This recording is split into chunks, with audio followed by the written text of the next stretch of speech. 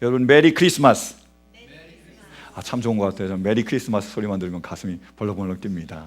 여러분 정말 메리 크리스마스. 이번 올 한 해 하나님의 은혜가 축복이 차고 넘치시는 그런 복된 성탄 될 수 있기를 간절히 축원합니다. 우리 옆에 분하고 그런 마음을 담아서 인사할까요? 메리 크리스마스. 벌써 성탄이 온 것 같습니다. 그죠?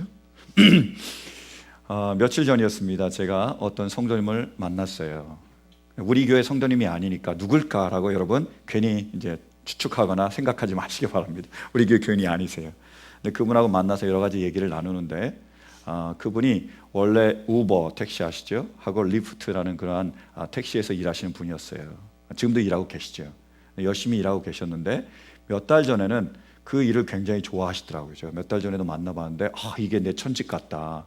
너무 좋다. 그리고 복음을 전할 수 있는 기회도 된다. 사람을 많이 만난다 해서 굉장히 좋아하셨는데 제가 며칠 전에 만났을 때는 너무 힘들어하셨습니다. 왜냐하면 지금 사람들이 잡이 없어서인지 우버하고 리프트를 굉장히 많이 한대요. 쉽게 할 수 있잖아요. 뭐 자본이 크게 들어가는 게 아니라 그 차만 있으면 되니까. 그래서 많은 사람들이 우버하고 그리고 리프트 쪽으로 몰리고 있대요. 경쟁이 심해져서 돈벌이가 시원치 않다는 거죠. 그 전에는 꽤 괜찮은 수협이었는데 지금은 1시간에 10불 벌기도 어렵대요. 근데 10불인데요. 거기에 택스를 띄고 그 다음에 가스값을 띄고 그 다음에 차 유지비를 띄면 남는 게 거의 없다라는 거죠. 그리고 얼마 전에 또 교통사고가 나서 차가 완전히 폐차돼서 새 차를 사야 됩니다. 그래서 새 차를 지금 몰고 계시는 거예요. 너무 힘들다고 너무 어렵다고 얘기를 하시는데 참 마음이 짠하더라고요. 그리고 건강도 안 좋아지셔서 계속 차를 모니까요. 12시간 이상 차를 모니까 제가 보니까 얼굴도 굉장히 좀 붉으시고요. 그리고 그분이 좀 부어있는 듯한 그러한 제가 인상을 받았습니다. 굉장히 마음이 아프더라고요. 그러면서 이런 생각을 하게 됐습니다. 하나님께서 우리를 사랑하심을 살아계심을 믿습니다. 하나님께서 우리를 사랑하심을 믿습니다. 그런데 왜 하나님의 자녀인 우리에게 이런 고통을 허락하십니까? 여러분 어떠세요? 하나님께서 살아계심을 믿으십니까? 하나님께서 우리를 사랑하심을 믿으십니까? 안 믿는 분도 계시는 것 같아요. 하나님께서 우리를 사랑하심을 믿으십니까? 그런데 우리 가운데 고통이 있습니까? 없습니까? 있다라는 거예요. 그럼 왜 하나님께서는 우리에게 이 고통을 허락하실까요?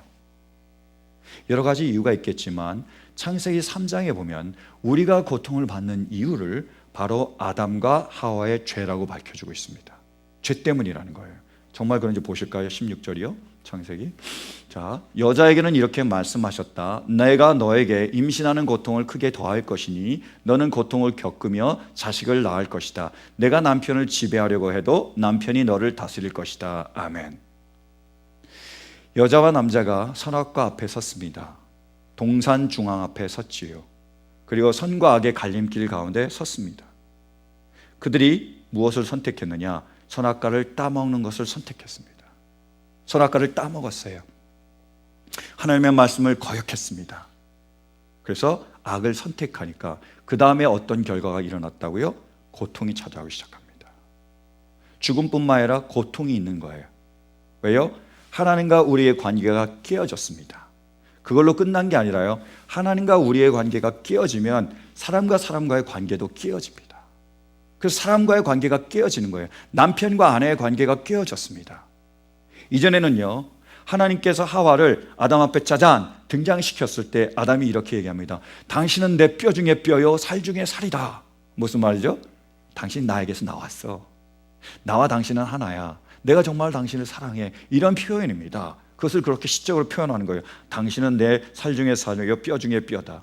그래서 여러분 혹시 남편과 아내가 사랑스러우면 그렇게 얘기하세요. 당신은 내 살 중에 살이요 뼈 중에 뼈다. 그런 관계였는데 죄를 짓고 난 다음에 깨어졌습니다. 지금 어떤 일이 벌어지고 있죠?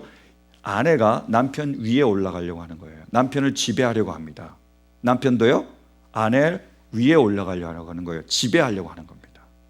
옛날은 하나였는데 서로 사랑했는데 서로 섬겼는데 깨어져 버렸어요. 그러니까 서로 섬김을 받으려고 합니다. 서로 위로 올라가려고 해요. 그리고 서로 지배하려고 하는 겁니다. 하나님과의 관계가 깨어짐으로 죄악으로 말미암아 인간의 관계가 다 깨어졌습니다. 옛날에는 우리였는데요 지금은 나와 남이에요. 그래서 내가 더 높이 올라가기 위해서 남을 짓밟습니다.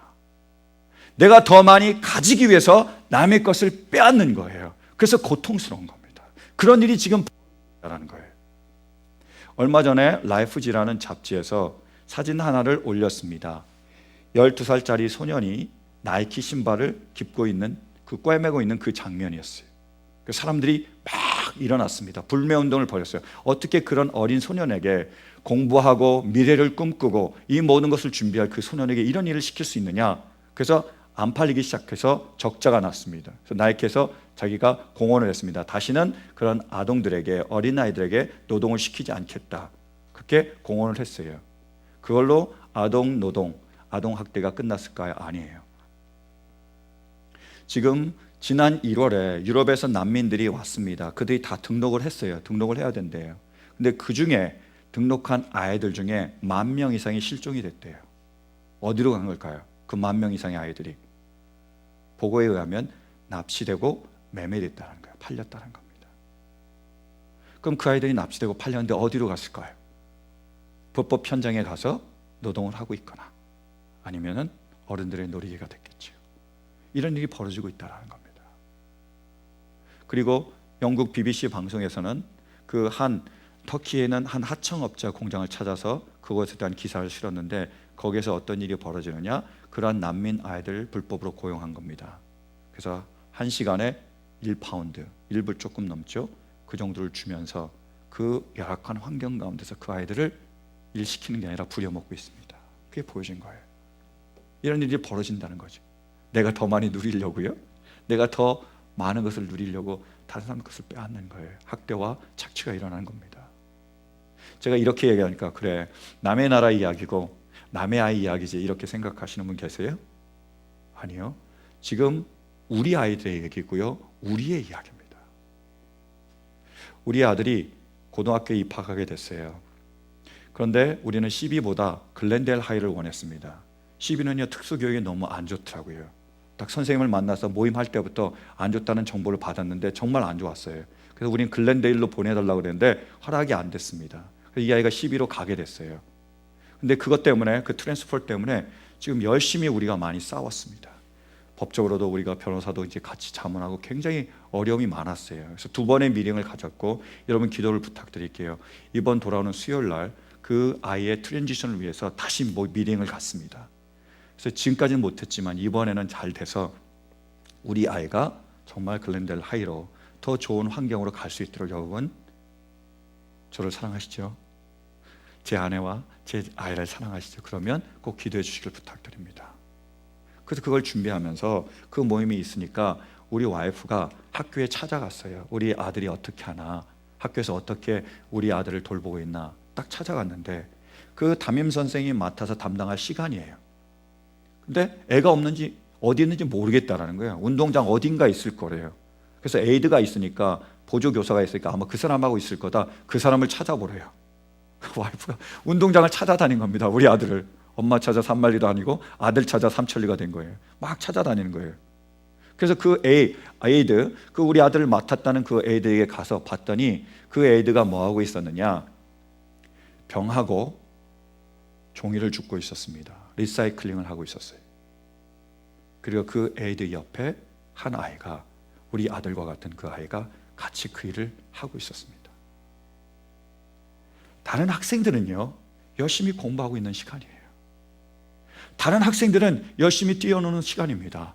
다른 학생들은 그들의 미래와 꿈을 위해서 배우고 그리고 그 모든 것들을 준비하는 그 시간에 그 아이는 병을 줍고 있는 거예요. 신문을 줍고 있고 그리고 종이를 줍고 있습니다. 노동 학대 아닌가요? 아동 학대 아닌가요? 착취 아닙니까? 그 아이가 우리 아들은 아니었어요. 우리 아들 같더라고요. 우리 아들에게 그런 일을 시키지 말라는 보장이 있습니까? 그래서 우리는 옮기려고 하는 거예요. 실은 이 아이가 고등학교에 들어가기 전부터 우리 가족이 함께 기도했습니다. 가족 예배 때마다 우리 아이가 글렌델 하이로 갈 수 있게 달라고 기도했어요. 하나님 허락지 않으셨습니다. 그래서 그 아이가 거기에 가게 됐어요. 그래서 우리가 계속 지금까지 기도했습니다. 기도하고 있어요. 근데 제가 지금 생각하는 것은 뭐냐면, 하나님께서 우리 아들을 그곳에 보내신 이유가 이 이유 때문은 아닌가라고 생각합니다. 여러분의 기도 덕택에 이제 수요일날 모임이 잘 돼서 우리 아이가 좋은 곳으로 옮겨질 줄로 믿습니다. 근데 우리 아이만 가면 되는 게 아니잖아요. 그 아이들은 말을 못해요. 말할 수 있는 애들은 다 다른 반에 가서 좋은 교육을 받고 있습니다. 그들의 부모님은 너무 바빠서 오지 못합니다. 맡겨놓은 거예요. 찾아올 수도 없습니다. 우리같이 이렇게 극성을 부리는 부모가 있다면 아이들을 옮기겠죠. 견딜 수 없으니까, 참을 수 없으니까. 근데 그 부모 밑에서 그 아이들이 무슨 죄가 있나요? 이게 옳은 일입니까?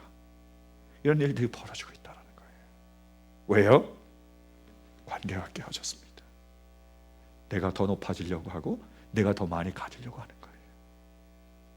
그래서 우리는 고통을 당하게 되는 겁니다. 그래서 우리가 열심히 일해도 결국 남는 것은 별로 없고요. 1%의 부자가 99%의 모든 재물을 가져가게 됩니다. 이런 일들이 벌어지는 거예요.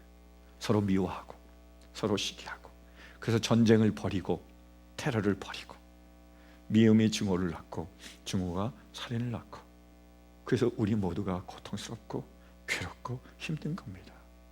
죄악 때문에 관계가 깨어졌기 때문입니다. 뿐만이 아니에요.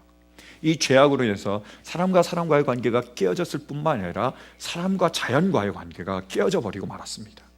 보실까요? 17절이요. 창세기 3장 17절이요. 17절 말씀입니다. 남자에게는 이렇게 말씀하셨다. 내가 아내의 말을 듣고서 내가 너에게 먹지 말라고 한 그 나무의 열매를 먹었으니 이제 땅이 너 때문에 저주를 받을 것이다. 너는 죽는 날까지 수고를 하여야만 땅에서 나는 것을 먹을 수 있다. 아멘. 선악과를 먹었습니다. 죄를 졌어요. 어떤 일이 벌어지죠? 땅이 저주를 받았습니다. 자연과 사람과의 관계가 깨어졌어요. 그 다음 뭐예요? 수고해야 된다는 말인데 원어로 찾아보면 고통이라는 말과 똑같습니다. 고통을 받게 됐다. 자연과 우리가 이제는 적대 관계가 됐습니다. 인간이 자연을 괴롭히고 자연 때문에 우리가 괴로움을 당하는 거예요. 지진이 일어납니다. 홍수가 나요. 쓰나미가 일어납니다. 뿐만이 아니에요. 우리 가운데 질병이 있습니다. 그죠? 그걸로 인해서 내가 고통을 받고 내가 사랑하는 사람이 질병을 앓으면 우리가 그것 때문에 같이 고통스러워하는 거예요. 이런 어려움과 이런 고통과 이런 아픔이 있습니다. 여러분, 우리가 고통 가운데 있을 때 우리는 이렇게 하나님께 묻습니다. 내가 고통당할 때 하나님 어디 계십니까? 내 아들이 이렇게 힘들 때 하나님 어디에 계십니까? 내가 이렇게 힘들 때 하나님 어디에 계십니까?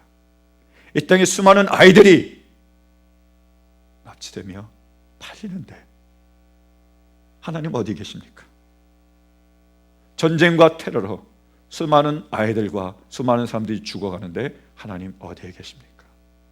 지금도 총격 사건으로 그 아까운 목숨들이 사라져가는데 하나님 도대체 어디에 계십니까? 라고 우리가 물을 수 있습니다. 여러분, 정말 하나님이 어디에 계신 걸까요? 하나님께서 우리의 고통을 보고 계십니까? 우리의 신음소리를 듣고 계십니까? 아니면 그냥 구경만 하고 계신가요? 아니면 등을 돌려서 외면하고 계십니까? 그래서 우리가 이렇게 고통스러울까요? 하나님은 우리를 외면하실까요?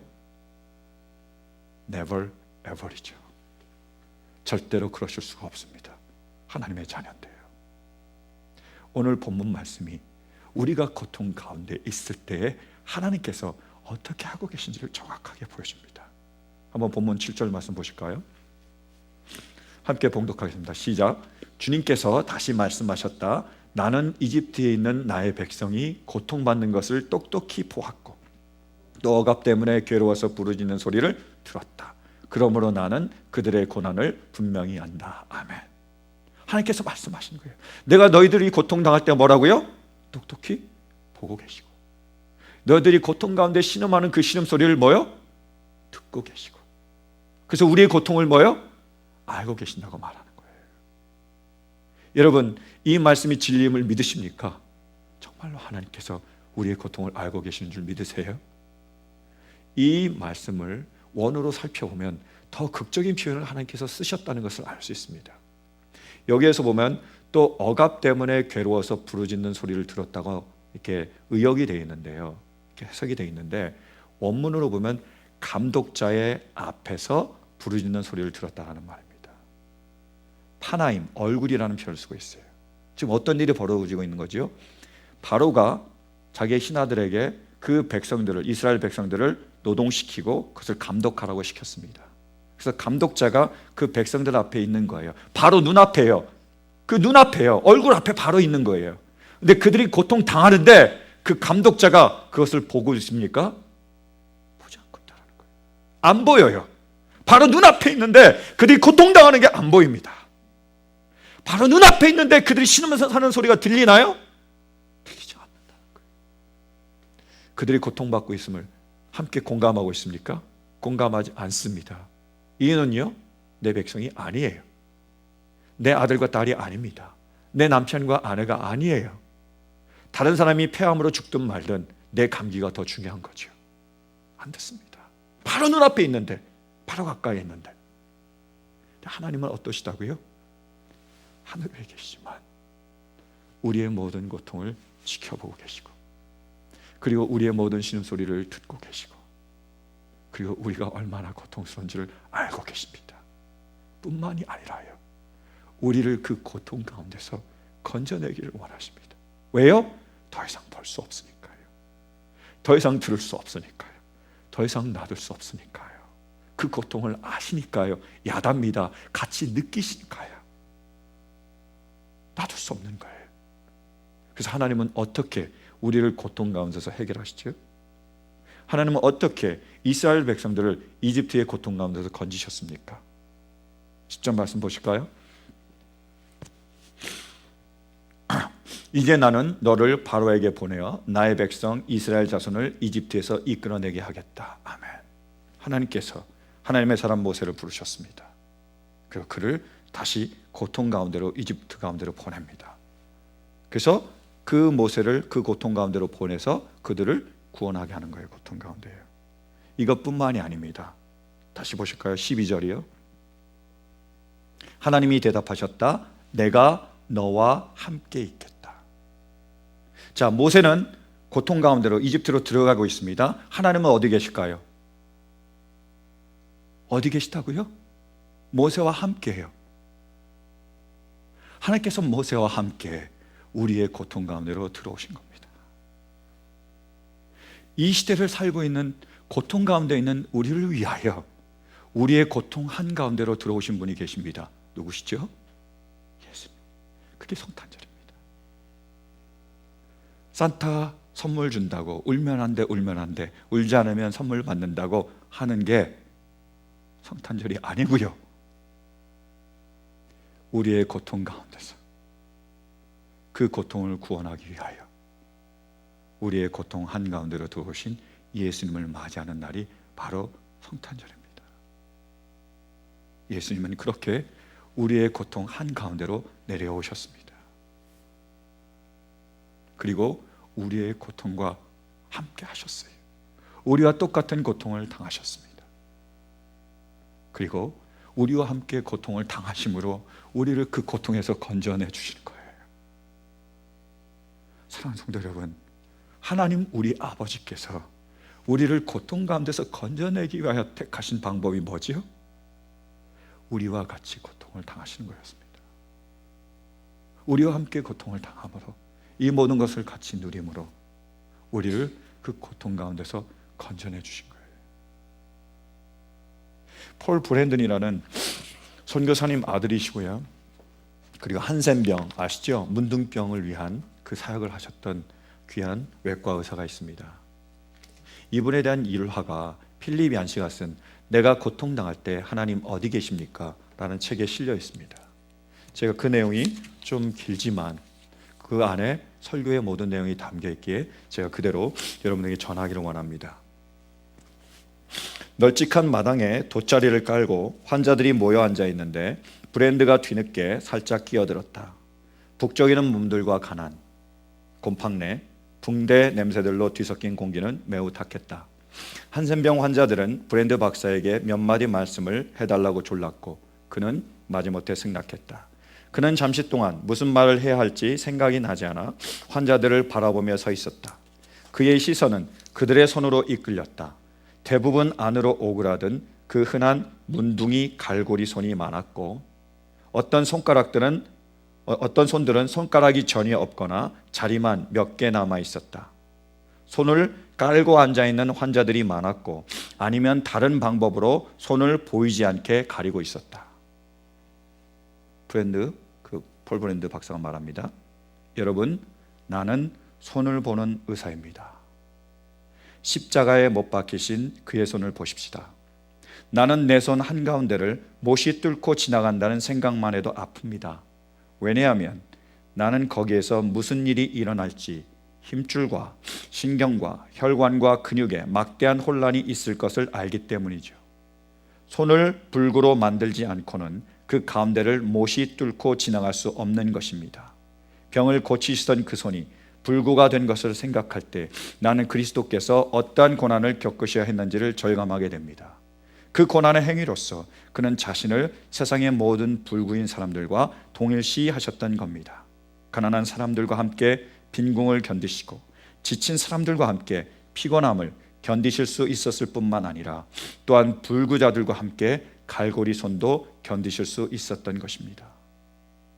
귀를 기울이고 있는 환자들, 사회적으로 버림받은 저들 모두에게 던져진 효과는 전기가 통하는 듯한 놀라움이었다.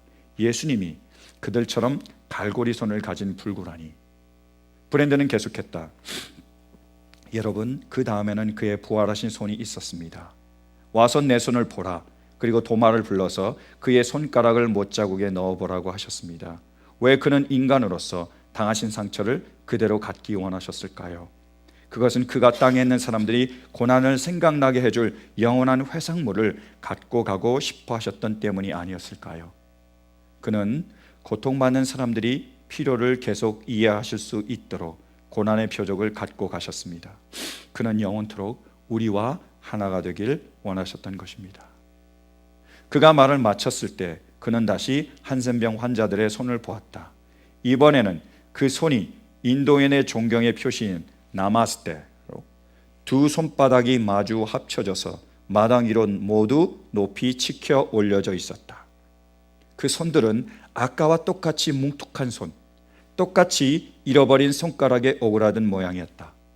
그러나 아무도 그것을 감추려 하지 않았다. 그것들은 얼굴 가까이 브랜드를 존경하는 표시로서 그러나 또한 새로운 자존심과 위엄을 갖고 높이 들려져 있었다. 고난에 대한 하나님의 반응이 그들의 고난을 수하게 만들었던 것이다. 우리가 고통당할 때 하나님께서는 우리를 외면하지 않으십니다. 우리의 고통 가운데 우리와 함께 고난을 당하시는 거예요. 우리가 하나 되어주시는 거죠. 그래서 우리가 그 고통을 이겨낼 수 있게 하시는 것입니다. 왜 죄악이 왔다고요? 깨어진 관계 때문에요. 나와 남의 그 관계 때문에요. 어떻게 회복이 될까요?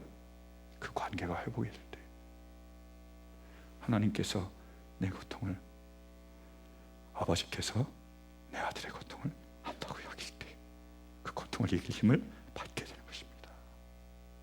사랑하는 성도 여러분, 우리 하나님은요, 우리 주님은 우리와 함께 고통 가운데 계십니다. 때로는 우리가 살아가면서 고통을 당할 때가 있습니다. 재정적인 고통 때문에 힘들어할 때가 있잖아요. 열심히 일합니다. 아침부터 저녁까지 일해요. 때로는 우리 주일날도 쉬지 못하고 나가서 일해야 됩니다. 그렇게 열심히 일하는 거예요. 근데 결국 우리 손에 남아있는 것은 얼마나 될까요? 매일 핸투마우스잖아요. 하루하루를 걱정하고 하루하루를 살아가는데 때로는 희망도 보이지 않습니다.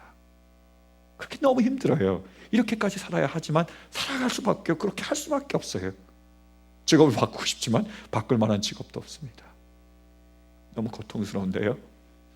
그때 주님이 우리와 함께 계십니다. 주님은 머리 둘 곳도 없으십니다. 주님은 십자가에 오르셔서 그분의 겉옷을 내어주십니다. 그리고 그분의 속옷까지 내어주시는 거예요.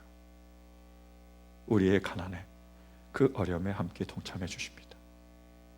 또 우리는 살아가면서 우리의 육체적인 고통 때문에, 질병 때문에 너무나 힘들 때가 있습니다. 팔이 저려요. 허리가 아픕니다. 일어설 수가 없어요. 그리고 피부에 뭐가 막 납니다. 그죠? 얼굴이 부을 수도 있어요. 암 때문에 고통받을 수도 있습니다. 너무나 힘들고 고통스러워요. 너무나 괴롭습니다. 근데요, 주님은 그 육체적인 고통 가운데 우리와 함께 계십니다. 십자가에 오르셔서 손과 발에 못이 박히셨습니다. 허리에는 창이 찔리셨어요. 그리고 그것을 이렇게 말씀하시더라고요. 내가 목마르다. 우리의 육체적인 고통을 주님은 함께 해주십니다. 인간적인 관계의 고통도 주님은 함께 해주세요. 여러분, 우리가 이렇게까지 했는데 어떻게 그럴 수가 있느냐? 어떻게 은혜는 물에다 새기고 어떻게 그 원수는 돌에다 새기냐? 그럼 공든탑을 쌓을 이유가 뭐가 있느냐? 그렇게 잘했는데, 그렇게 했었는데, 지금까지 쌓아온 그 모든 인간관계가, 그 사람과 나와의 이 관계가, 그 베풀었던 모든 것들이, 함께 나왔던 모든 이야기들이, 그 모든 것들이 무슨 소용이 있느냐? 이럴 거면 어찌 그렇게 공든탑은 쉽게 무너지느냐? 우리의 인간관계가 도구적이고 기능적이고, 내가 필요할 때는 썼다가 내가 필요 없으면 벗어버리는, 던져버리는 그런 관계인가? 그래서 다시 인간관계를 맺기조차, 다시 공든탑을 쌓는 것조차 두려워지는 그때에 주님은 우리와 함께 계십니다. 호산나 호산나 다윗의 자손이여, 환호성을 부르며 주님을 맞았던 그들이 십자가에 못 박으셔서, 저를 십자가에 못 박으셔서 라고 악을 씁니다. 예수님과 함께 3년이나 같이 다녔던, 같이 먹고 같이 자고 그 좋은 시간을, 그 아름다운 시간을 함께 보냈던 제자들이 예수님이 잡히시는 날 다 버리고 떠납니다. 어떤 사람은 예수를 모른다고 하고요, 어떤 사람은 은삼십에 팔아넘깁니다. 그 배신을, 그 고통을 주님은 함께 하십니다. 우리가 그 고통 가운데 우리는 이렇게 주님께 외칠지 모릅니다. 내가 고통당할 때 하나님 어디 계십니까? 내가 이렇게 힘들 때 하나님 어디에 계십니까? 내 자녀가 이렇게 힘든데, 이 세상에 너무나 많은 아픔이 있는데 하나님 도대체 어디 계십니까? 라고 물을 수 있습니다. 그때요, 주님은 우리의 등 뒤에서 이렇게 속삭이십니다. 내가 바로 여기 네 곁에, 네 고통 가운데 있다. 사랑하는 성도 여러분, 우리가 세상을 살아갈 때에 정말 우리가 견디기 힘든, 이해할 수 없는 고통을 당할지도 모릅니다. 아니, 혹시 바로 지금 이 순간이 그러한 고통의 시간인지도 모르겠어요. 여러분, 그렇다면 우리 모두 십자가 앞으로 나아갈 수 있게 되길 간절히 바랍니다. 그리고 십자가에 달리신 예수님의 그 손과 발의 못자국을 만질 수 있길 바랍니다. 그리고 허리에 난 그 창자국에 우리의 손을 넣어볼 수 있길 바라요. 우리가 고통당할 뿐만 아니라 주님께서 우리와 고통당하신다는 그 놀라운 진리를 체험할 수 있게 되길 간절히 바랍니다. 우리가 주님과 함께 할 때 우리는 그 고통을 견뎌낼 수 있으리라고 믿습니다. 주님은 우리와 함께 하시며 우리를 그 고통 가운데서 건져내시라고 믿습니다. 사랑하는 성도들, 주님과 함께 이 모든 고난과 이 모든 아픔과 고통을 이겨낼 수 있는 은혜가 우리 모두 가운데 임할 수 있게 되길 간절히 축원합니다. 뉴저지 교회 허벅임이라는 그분의 일화를 통해서, 그분의 일화를 나눔으로써 오늘 말씀을 마치려고 합니다. 작년 5월에 신문에 난 기사입니다. 뉴저지 찬양교회 허봉기 목사의 딸 크리스틴 허, 23세인 허 예네 씨는 지난 10일 오전 3시경 뉴 브론스윅 한 아파트에서 괴한이 휘두른 흉기에 찔려 병원으로 옮겨진 뒤 안타깝게 숨졌다. 경찰은 근방에 16세 미성년자를 유력한 용의자로 보고 체포해 수사 중이다. 허범기 목사는 주일 예배 중에 딸이 사망했다는 비보를 들었지만 주일 예배 설교를 모두 전했다. 그날 전한 설교 제목은 천국이 가까이 왔으니 였다. 사랑하는 가족의 갑작스러운 사망 소식을 주일 예배에 접했음에도 설교를 온전히 전한다는 것은 하나님만을 의지하고 천국 소망을 갖지 않고서는 불가능한 일이다. 평소 허범기 목사는 존경받는 목회자로, 또 그에 따른 주변으로부터 늘 칭찬을 받으며 지내온 이들이다. 그렇기에 이번 달의 죽음은 주변에 더욱 안타까움을 주고 있으며, 그렇기에 더욱 이를 극복해 나가고 있는 허봉기 목사와 찬양교회 성도들의 자세가 더욱 주변 사람들의 마음에 깊이 새겨지고 있다. 이 일이 있고 난 다음에 주일 예배 때 목사님이 하신 설교입니다. 그 내용 중에 일부를 여러분들과 나누기 원합니다. 제목, 하나님이나 나나. 25년 전 하나님께서 귀한 생명을 주셨습니다. 눈에 넣어도 아프지 않을 귀한 딸을 주셨습니다. 어려운 목회 가운데서 위로와 행복이 되는 딸이었습니다. 나는 지난 주일에 그 딸을 잃었습니다. 죽은 자식을 가슴에 묻는다는 말은 그럴듯한 표현이 아닙니다. 정말 가슴 한켠에 묵직한 것이 들어앉아 있습니다. 하루 종일 그 아이 생각, 혼자 있으나 함께 있으나 시도 때도 없이 눈물이 납니다. 무슨 이야기를 하다가도 눈물이 흐르고, 식탁에서 기도를 하다가도 울고, 이래서 울컥 저래서 울컥입니다. 일을 당하고 이거 쉽지 않겠구나, 퍽 오래 가겠구나 싶었던 데 비하면 이제는 그런 마음이 많이 가셨습니다. 어차피 한두 해에 청산될 일은 아닌 것 같습니다. 마음이 힘든 것은 원하는 바가 아니지만 툭 털어버리는 방법이 있다고 해도 그러고 싶지 않습니다. 신학자 한스 퀸의 말대로 그리스도인은 고난을 피해가는 길을 알지 못하지만 고난을 헤쳐나가는 길은 알고 있으니 그만하면 다행이지 않을까요?